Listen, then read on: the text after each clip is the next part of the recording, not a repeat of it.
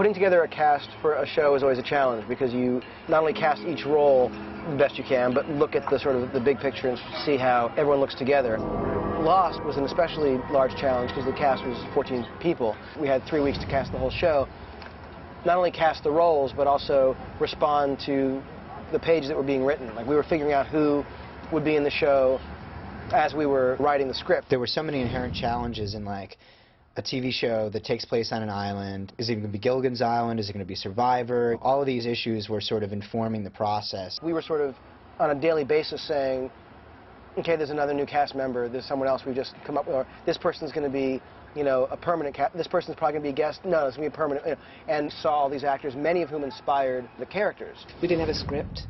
It was an outline and some idea of where we were going. So Damon would spend his days writing the script, and his nights he would be writing sides, which are, you know, scenes that the actors would read. The search for Kate was like the first thing that April was sort of assigned to do. Yoon-jin Kim came in and read for Kate, and she was fantastic, and we were looking over her resume, and there were all these movies in Korean. Like, oh, do you speak Korean? And she's like, oh yeah, I was actually raised in Korea. I speak fluent Korean. And in fact, not to toot my own horn, but I'm a massive movie star in Korea. To which we kind of said, like, well, she's got to be in the show now. You don't seem afraid at all. I don't understand that. Do you like it? Good job. It's okay. We thought she'd be perfect as a character who didn't speak English, and who, over time, we start to examine her relationship with her husband, and we learned that she actually does speak English. That role suddenly became a regular on the show. 제가 영어를 못해요. After the audition, my agent called and said, JJ is going to write a role for you, and he's figuring out, you know, who to cast to play your husband. So, like, in a day or two, they already had this new character developing and another character to sort of complete Sun's character. 단추가 열렸네. 채워라. 빨리. It was a really interesting experience because when we first got cast, I didn't know what the full script was going to be. And so we had to take a leap of faith and accept the jobs, you know, trusting JJ and Damon and the rest of the gang. And, you know, it was quite an adventure. And it was especially hard for me because this was the first time I've ever acted in Korean.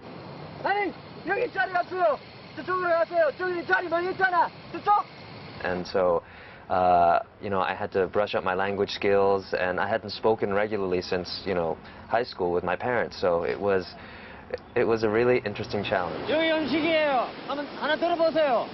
Sir. What, that? What is that? 너에게 충분해요. 한번 잡숴 보세요.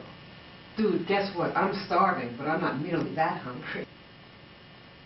No way, no. I think Jorge might have been the second person to come in. He was the first one we knew we were going to cast, because we didn't bring anybody else in for the part. Because there was no character. You know, I mean, that character was essentially created for Jorge Garcia. My Curb Your Enthusiasm had just aired, and I'd walked in, so they kind of knew who I was because they had seen it. And I went in and I was reading Sawyer Sides. I just kind of did the Sawyer Sides just the way I would do it. Jorge Garcia. I can be the nice guy if you want. But we both know, just be an act. Please take it off.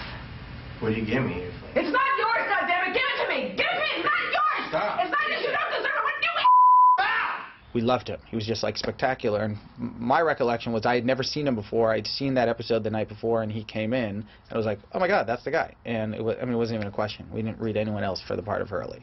It was about finding great actors and then finding a place for them in this piece. And, you know, JJ has an amazing eye, and Damon, I thought, for, you know, first time, you know, creator, also just had a really great take on things. But I think the idea that you could find Jorge and be like, he's great. How do we figure out how to get him in this show? Hurley. Whereas in another pilot, you know, it's like if he isn't right for the 5 parts you're reading, he's out. Saeed was not in that first outline. Hurley was certainly not in that first outline. Sun and Jin were not. And there were other characters that were in the outline that were sort of very nebulous. When I first auditioned for the show, I had just little pieces, just little scenes. Some of them were in the pilot, some of them weren't. Could you ask any more questions? I'm making conversation. That's what you have to do, ask questions. Yeah, well, I'm kind of into my own thing here, so how about you take a time out until Daddy gets back, okay? We wanted someone who had that kind of, dare I say, Paris Hilton quality of someone who was sort of like, whatever kind of a feel. And we saw a lot of girls. But she couldn't just be shallow, because we knew that the storyline was going to require a little bit more to go on. As if I'm going to start eating chocolate. Jenna, we may be here for a while. I was in the car with someone, and my manager calls. Typical, like, LA day, you know, your manager calls, hey, I have this script.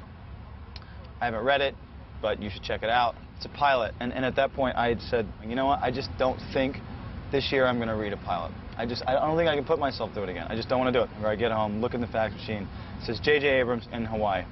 And I called her and I said, hey, get me in a room with him, please, please, please, please. As if I'm going to start eating chocolate. Well, interfering with your eating disorders is not something that I aspire to. I mean, I hope you know that. It'll be a couple days for the rest of you to find this, and possibly 3, and you're looking at 72 hours or more. Thank you. I know how long 3 days is, and as if we're not going to get rescued. I'm not saying we're not. I was looking out of the plane when we went down.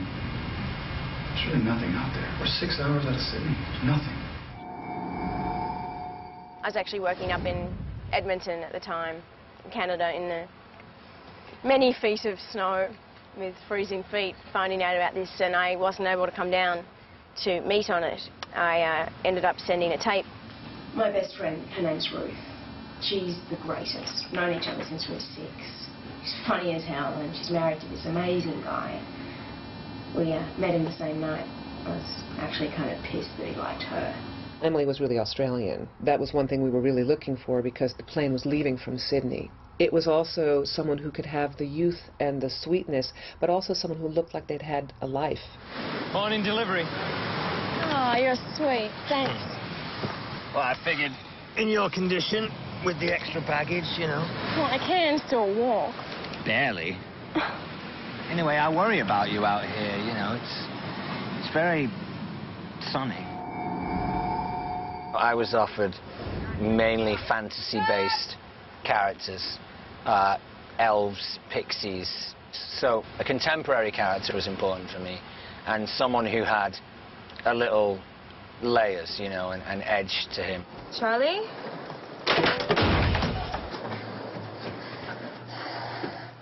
What are you doing in the bathroom? What?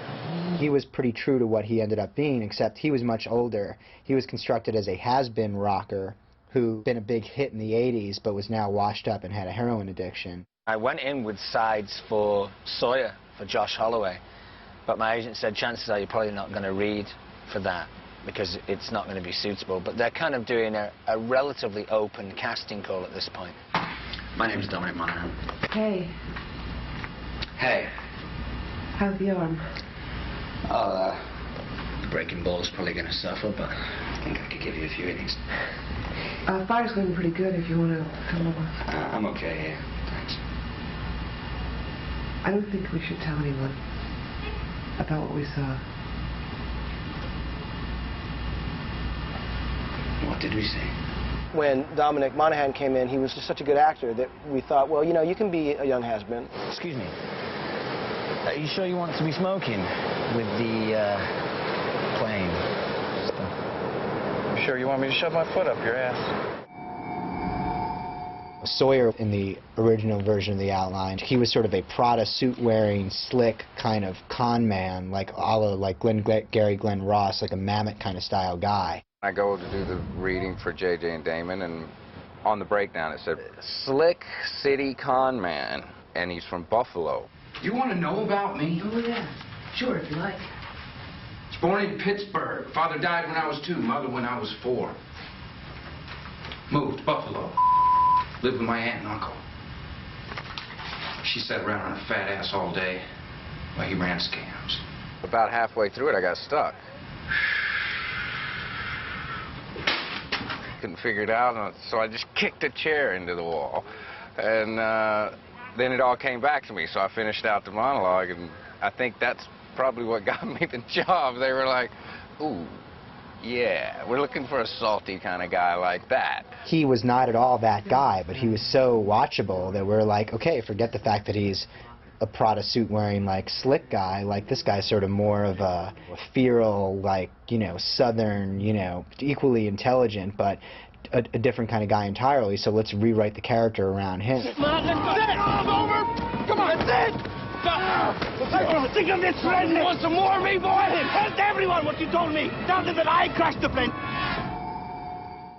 We knew early on that it was going to be an international cast. We were going to have this international airliner. It wasn't going to be a bunch of Americans. And I had recently worked with an actor named Naveen Andrews on a ABC television show that lasted 6 episodes called The Beast, and he was just a standout. And he did one read, and it was a marriage right from the start. How do you know how to do all that? I was a military communications officer. Yeah? You ever see battle? Oh, yes. I fought in the Gulf War. No way. I have a buddy fought over there. He was in the 104th Airborne. Were you in the Air Force, Army? The Republican Guard. When we started looking for this character, it's like he was the guy we wanted. Now, we did look through a lot of other guys. We were even surprised he would do it. I just went in and met JJ and Damon and Brian and just did the scene. And it wasn't until I was cast that I got a script. So, you know, from the outset, there wasn't that much preparation I could do. All I knew was that he was from Iraq and he'd obviously been in the army. Mr. Locke said a miracle happened to him. Yeah, well, a miracle happened to all of us, Walt. We survived the plane crash. Harold Perrineau happened to be in town doing Top Dog Underdog with another wonderful New York actor. And when we were starting to cast the role of Michael and Walt, it was a natural thing to, like, get him in. Yeah, comic books in Spanish. You, read Spanish? No. I found it. Look, man.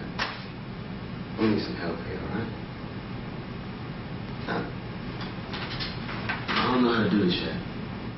The first time I met Damon and JJ and all those guys, I was a little skeptical about the whole process. You know, there's a pilot about a plane crash and people in Hawaii. And as it went on, they started talking about this project more and more, and I was like, this is kind of interesting. So I go to do my audition and read the little bit of information that I have, and then JJ says, okay, well, let's think about this. And I go, oh, okay, well, let's think about that. And I try it again, and then he goes, well, what about this?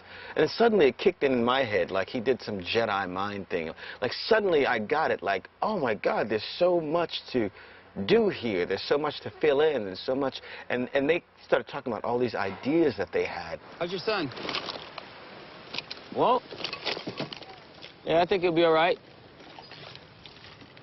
How old is he? 9, 10? 10. What is it, like checkers? Not really. It's a better game than checkers. Do you play checkers with your pop? No. I was in Australia with my mom. You have no accent. Yeah, we move a lot. She got sick. She died. Malcolm had been in Antoine Fisher. He played him as a 5-year-old and was very impressed with the performance from him in that. But we did do due diligence. We saw a lot of kids, a couple of the other boys who had been doing a lot of acting. And we brought 3 boys to the studio and network. But Malcolm was, for us, the strongest choice. I live in Australia with my mom. She got sick. She died a couple of weeks ago. You're having a bad month. JJ, when he told me about Lost, we talked on the telephone.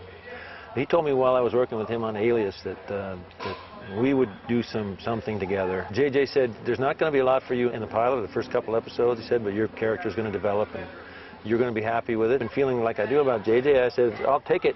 I took it on faith alone. We hunt. Okay, Mr. Locke, what is it that we're hunting? In the outline, it was basically like, Jack is a doctor. He's our hero, you know. And in the outline, Jack died midway through. So we were like, don't worry about Jack, April. Like, he's not going to be a series regular. Someone who actually I was talking with about Lost before we actually wrote the script was Michael Keaton, who I love and who I wanted to work with for a long time.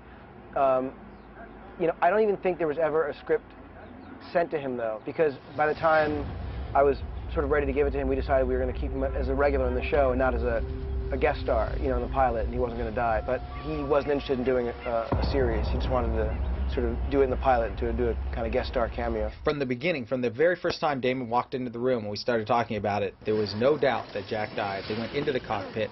The cockpit starts shaking around. They all flee the cockpit. They're running down the jungle and fleeing from whatever this thing is that's making all the sound, and out of nowhere Jack is snatched up and yanked back. Where the hell's Jack? Where is he? I don't know. How can you not know? Kate and Charlie are like hiding.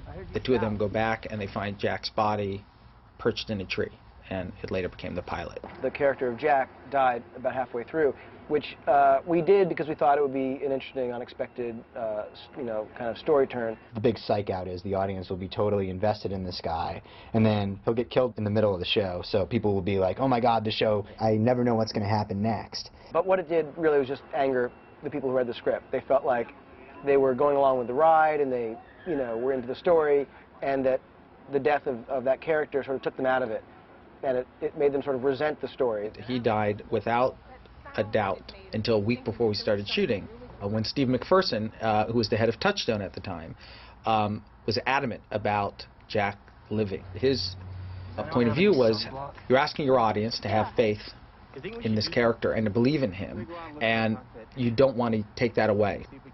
You want an anchor, and someone you can believe in, and Jack is that character. You know, from a network television standpoint and from a series standpoint, it just didn't make any sense to kill Jack off. And, you know, JJ pretty quickly embraced that and understood why that wasn't a good idea, and came up with a brilliant fix of how he could be in jeopardy and really still be the center of this show, but survive, and obviously he has survived. And that changed sort of the second half of the story, but at the same time, you know, it was the right decision to make, and that's when we said to April, okay, we're going to need a Jack now. Excuse me. Do you ever use a needle? What? Do you ever, patch a pair of jeans? I made the drapes in my apartment. Well, that's fantastic. Listen, do you have a second? I need some help. JJ, when I met him for the first time, you know, I hadn't read the script because he wasn't letting anyone read the script at that point, and I could tell he was like really kind of immediately interested in me, and he started telling me what the first like 10 minutes of the script were. And JJ gets so like, you know, very visual and very animated and very excited when he pitches like ideas and story, and I just knew that it was going to be incredibly cool and something that I would be very, very excited to do. It's the kind of thing that's right up my alley, just on a sort of genre and tonal level. Excuse me. Did you ever use a needle? We probably read, like, you know, 75 girls, women, you know, different sizes, shapes, ethnicities, ages, everybody for Kate. It was just, nothing was really clicking. Well, because Jack was going to die. There had been a plan that she was going to be the one who's leading everybody. And that was, we needed someone who had that power. She was, in the initial outline, sort of constructed as a woman who was not at all a fugitive. She'd been recently married, and her husband went to go to the bathroom when the tail section flew off. So her entire arc was, I'm now separated from my husband, I believe he's alive. And then we got a tape from Canada, from the casting director up there. She said, you know, you take a look at this girl. I took a look at her, and I rushed the tape over. We would get these tapes from April after sort of casting sessions, and, you know, she would flag certain people that she thought were good. We were sitting in JJ's office, I remember. He had the remote in his hand, and I was on the phone talking to somebody else about something else. And I remember looking over at JJ, and I saw him first, and he just went like this, and like took his finger off the remote, and then I looked over at the TV, and it was Evangeline. And she just turned around and did the scene. And excuse me. There was just something about her. We'd never seen her before. She had this sort of confidence and a vulnerability both at the same time. He literally turned to me and said, like, I think that's her. So we called April up, said, get her on a plane, bring her down here. Evangeline came in the next day. Then she came in and she gave a spectacular reading. JJ gave her some direction, and it was like this weird moment. I remember vividly sitting next to Damon, and we both looked at each other, and there was no doubt that that was Kate. And not only did she look exactly like we had always envisioned Kate, but her performance and her adjustments from JJ's direction were spot on, like no one else had been. I've been sitting. Good. What do you do there? I am a junior VP of Marketing and Business Development for Pratt Harris. What's Pratt Harris? We're the leading providers of business logic integration solutions. Well, I will come in handy here. I had spent 2 weeks sitting in a hotel room, sweating bullets and twiddling my thumbs, waiting to hear if my visa would come through. So already I was in a weird headspace where I didn't know anybody in LA. I didn't know if I was getting the job, and I didn't know if I did get the job, if I was up for the job. People who are Canadian or from any country for that matter, they have to have, I guess it's called an O1 visa to work in the United States. And if you have an extensive body of work, if you're an actor who's worked a lot and, you know, people know you, the INS people understand why that person is important to the process and stuff. It's like they've worked, you need them, whatever. But somebody who's done no work, they're, well, why do you need this person? How do you know they're going to be good? Why can't an American actor play that role? We had to send her back to Canada and hope that we could get this visa through. All of the legal at ABC and at Disney was trying to get her into the union, into the Screen Actors Guild, and to get her visa cleared to work in the United States. We were scheduled to start shooting on a Thursday, and Evangeline Lilly was supposed to be there bright and early the first day of shooting in LA, and we were only going to be shooting in LA for a few days before we headed off to Hawaii. We had no choice but to start shooting. The cameras rolled. JJ started shooting. They did the production schedule so that Evie's character of Kate would not work for a few days, so at least we had another couple days where we could try to work on it. The contingency plan was to keep casting. It was like, you know, let's see if there's anybody else. That Thursday, the day we started shooting, Tom Sherman and myself spent the entire day auditioning actresses to replace Evangeline Lilly. We're sitting there, you know, reading people and auditioning women, kind of going, what do we, you know, what's going to happen? What's going to happen? And I have a BlackBerry. I kept checking my BlackBerry to see if there was any emails from anybody. And after about the 17th woman came in to read that morning, I got an email that said Evangeline's visa has cleared, and you know, we all jumped up screaming in the room. We got the word the day before I had to start work that I actually was hired and I got the visa and it came through. Truly, it's as if Evie stepped out of the shell, fully made. I mean, she's brilliant, she's subtle, she's intuitive. I sort of look at every character on Lost as their own show, so that every week we'll sort of alternate and see another person's series, and it ultimately allows us to give a singularity to what is ultimately an ensemble show.